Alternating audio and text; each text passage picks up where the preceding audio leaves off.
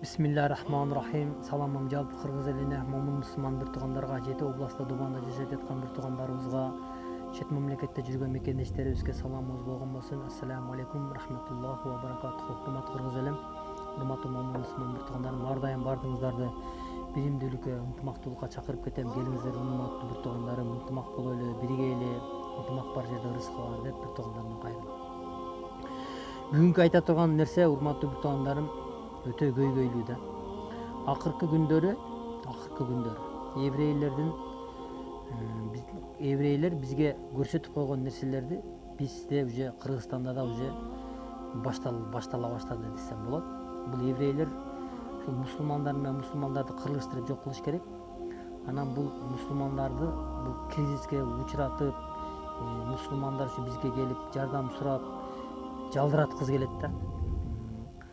Şu video обращениеде видеодон YouTube'дан 2 жолу көрүп калдым. Биздин кыргыздар дагы уже баштап калды. Өзүнүн минип жүргөн машинасын бензин чачып өрттөп атат да. Бул кандай десем булчу? Бул акмакчылыктын акмакчылыгы да. Акмакчылыктын акмакчылыгы. Урматтуу бир туугандарым. Жакшынакай машинаңарды бензин чачып өрттөп атасыңар. Эмне себептен? Себеби эмнеден? Бул көпкөндүк, анан ошол бир капырдын, бир еврейдин ошонун нерсесин турап атасыңар да.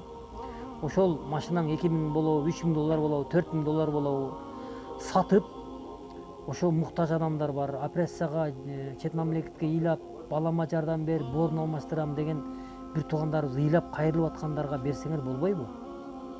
Эмне пайда алдыңар ошол машинаңарды өрттөпчү? Бул Кудайдан корккулачы, урматтуу бир туугандарым. Андай нерсени кылбагылачы. Еврейлер бизге көрсөтүп эле коюп атат да. Көрсөтүп эле коюп атат.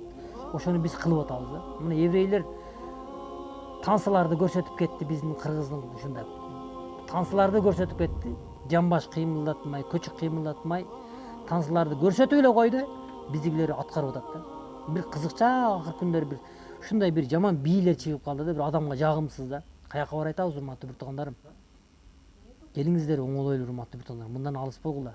Ошо машинаңы өрттөгөндөн көрө бейбетчилерге, жетим жесирлерге бер, жакшыраак болот. Аман болойлу, эсен болойлу.